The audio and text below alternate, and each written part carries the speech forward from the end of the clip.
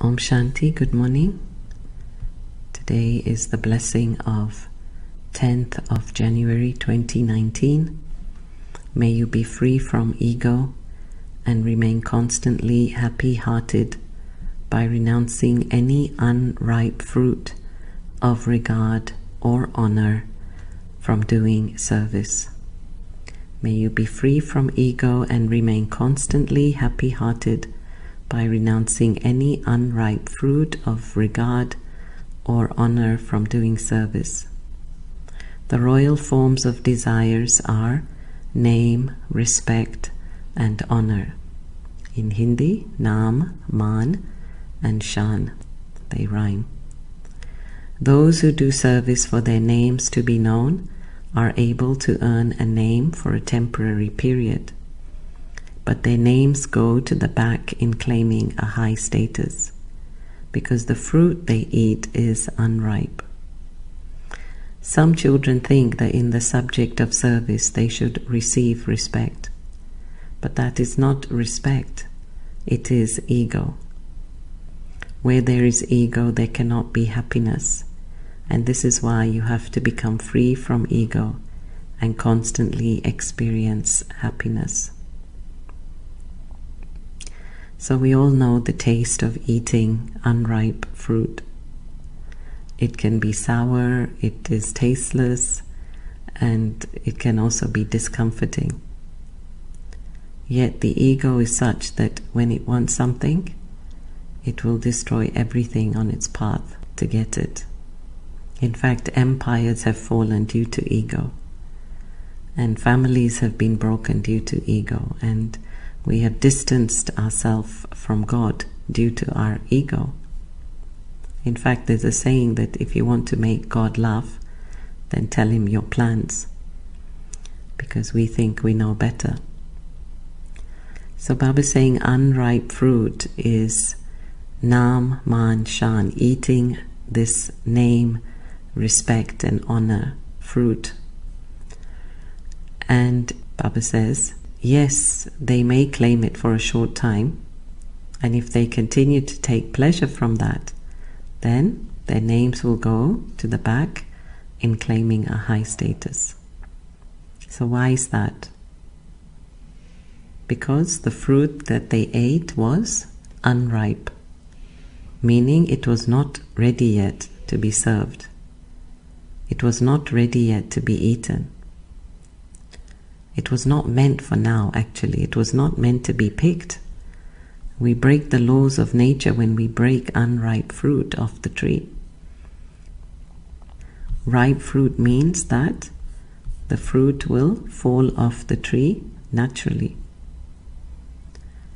So there is a saying that the fruits of patience are very sweet. And this is a Zen story about impatience and ego. In ancient Japan, a young man was eager to learn the art of karate. So he went to the most experienced master in the land. And the master asked, "So what do you wish from me?" And the student said, "I wish to be your student and become the finest karateka in the land. Can you tell me how long I must study?" And the master replied, 10 years at least. 10 years is a long time, said the boy. What if I studied twice as hard as your other students? 20 years, replied the master. 20 years? What if I practice day and night with all my effort? 30 years in that case, was the master's reply. So the boy got a bit perplexed and he said, how is it that each time I say I will work harder, you tell me that it will take longer? And the Zen master replied, well, a pupil in such a hurry always learns slowly.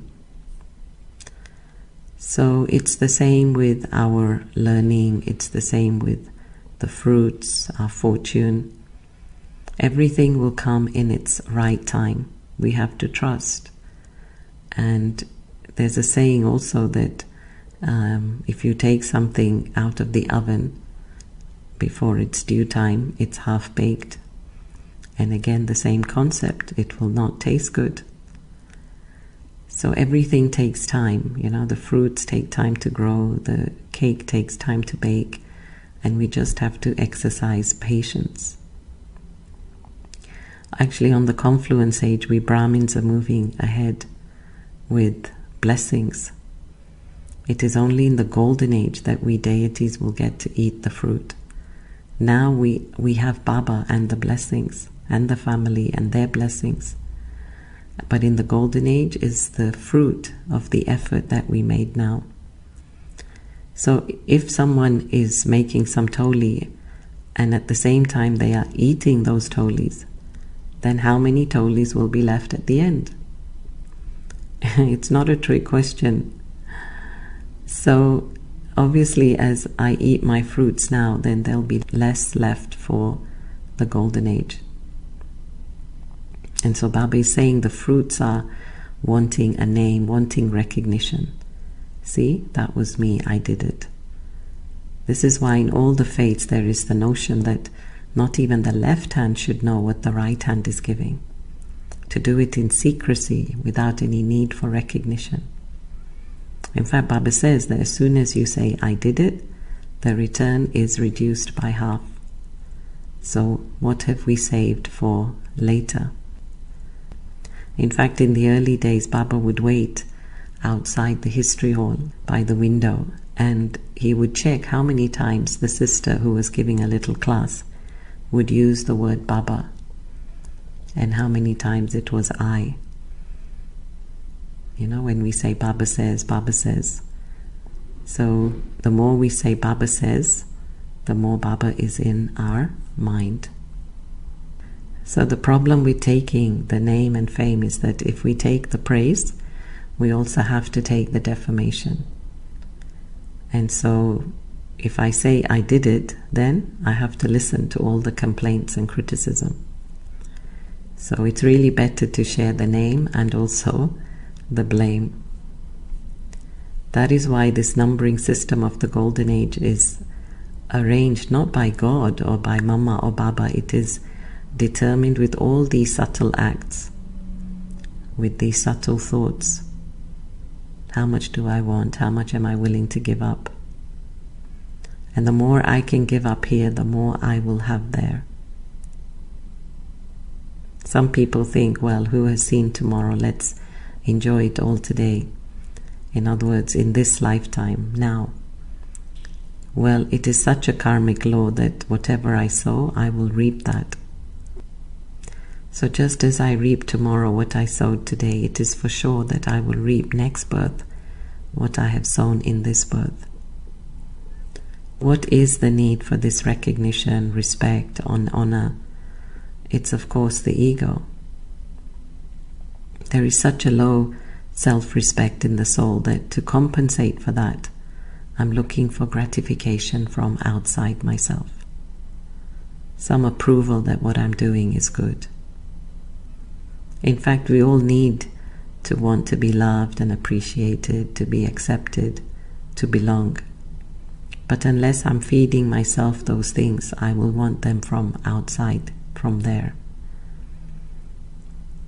But the problem is it's a bottomless pit, and it's never enough when it is from out there.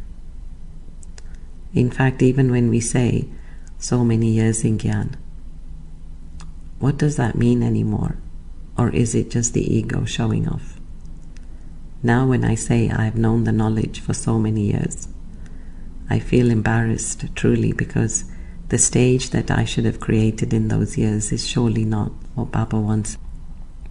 So having seen a lot, seen many come and go, it's not even about the number of years. It's about the intensity of effort, our sincerity of effort, our honesty in our effort, constant perseverance and dedication.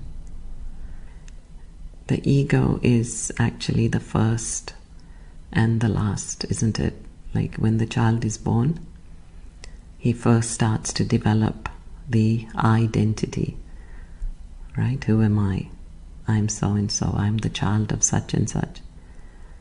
And then when we die, It is the shedding of that whole I and everything connected with that I. I will not carry Aruna to the next birth. A lot of Aruna is to do with this part, the alokik, but that is not me. That's not the real me. I'm much more than that. So even till the end, we will be tested. They say for the spiritualist, the ego is the last enemy, because even for us to say, I am spiritual, is an ego identity. I am a yogi. These are labels on the container. That is not the content of the container. In fact, I should not even need to say it. It should be obvious. So did Brahma Baba ever sit on a plane? Did he travel the world? Was he ever on television? No. And how big was his audiences? What, 300, 400, 500 people? Yet he became the master of the world. And so if Mama and Baba didn't need these things to become perfect, then neither do we. We don't need all that popularity. What we do need is intense tapasya. In the early days when I came to Madhuban, then Dadi Janki had sent me for a few days to stay with Dadi Gulzar in Pandav Bhavan, just as a break and for some good company. So in the mornings I would come and sit by Dadi as she was getting ready. And one morning she was standing there in front of the mirror doing her plat and about to put on her sari. And one sister came and she was speaking with a loud voice and she was blaming Dadi for something. And Dadi did not move, did not blink. She was not disturbed at all. She continued looking in the mirror and then softly replied, Acha? Acha? Is that so? And it was such a beautiful response that really touched me, which is why it has stayed with me even till today. She had no ego. So there was no ego to dent, no ego to hurt, no ego to crush. And that is what I truly believe, that during those 14 years of tapasya, Brahma Baba and Mama truly worked on killing the ego of everyone, all the dadis, the senior brothers. Truly worked on cleaning out the chit, cleaning out the memory track of old sanskars, old behaviors. They came from such rich families, some never even washed a teacup, yet they made them do all the chores just to kill the body consciousness. So there's no need actually for insecurity. We need to trust that whatever is in our fortune will come to us. We don't need to beg for it or fight for it. And most of all, we just need to trust Baba, that he knows what we need and that he will provide. This is the security we need. That my life is in Baba's hands and I will get everything that I need from Baba.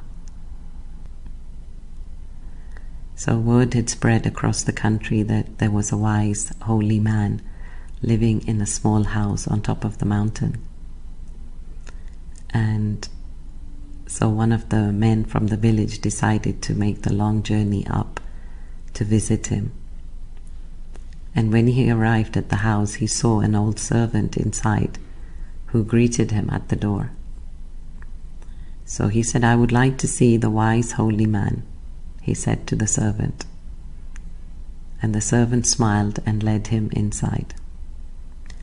So they walked through the house, and the man from the village looked around eagerly, waiting to meet this holy man. And before he knew it, he had been led to the back door and was being escorted outside. And he stopped and turned to the servant. He said, "But I want to see the holy man." And the man said, the old man said, "You already have." So this is the kind of humility, I think, that Baba's asking us to practice. That, even if people appear plain or insignificant, then we should see them as a wise and holy person. We should become that embodiment of humility, where we don't want that same name, fame, and recognition. So as Baba said, these are royal forms of desire, right? We think, at least I should have, at least I should have, at least I should have. But there is no at least. In Baba's world, there's no at least, because whatever I do, I'm doing for Baba. And I should not expect even the least from others. And that's why Baba said that you will remain happy-hearted. Because as long as I'm waiting and expecting, then it will never happen. So now let's do a meditation on building our self-respect. First of all, I sit in the awareness that I am a pure and peaceful soul. And really try to feel these words as you will say them to yourself in your mind. I, the soul, am pure and peaceful. Feel the purity of the soul. Feel the pure-heartedness of the soul. And feel the inner peace of the soul. And repeat these lines in your mind quietly and feel them and absorb them.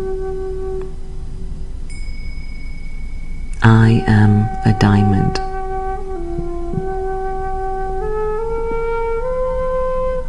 I am precious. I'm beautiful.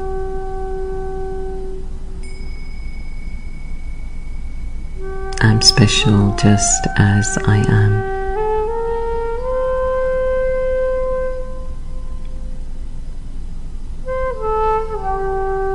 I'm full.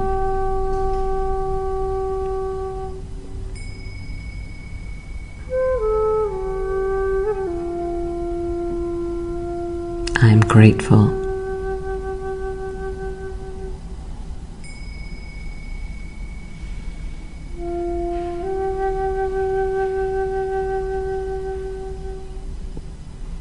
I am wise.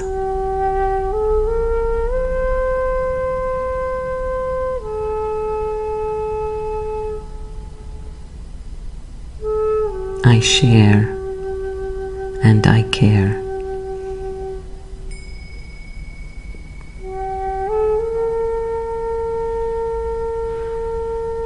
I forgive.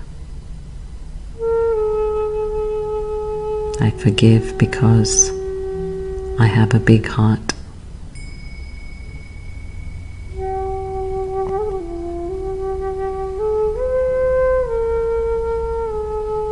I am happy, just happy.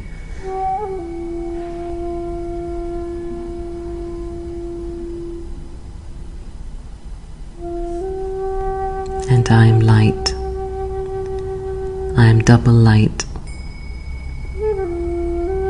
both bright light and light as in lightweight, feeling free.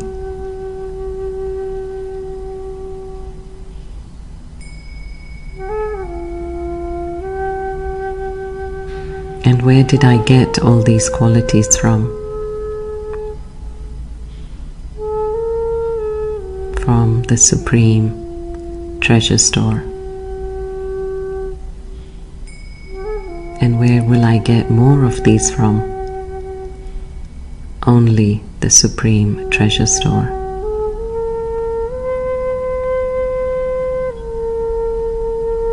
Baba is the only one who can know my needs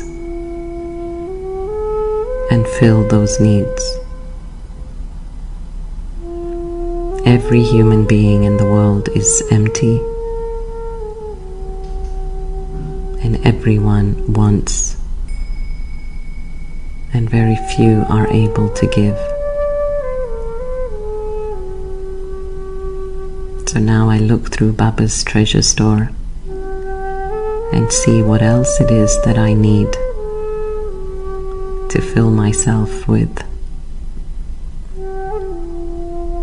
And let me always return to this treasure store, because it's always open and always full. Nothing is lacking in the treasure store of God, of Baba. Om Shanti.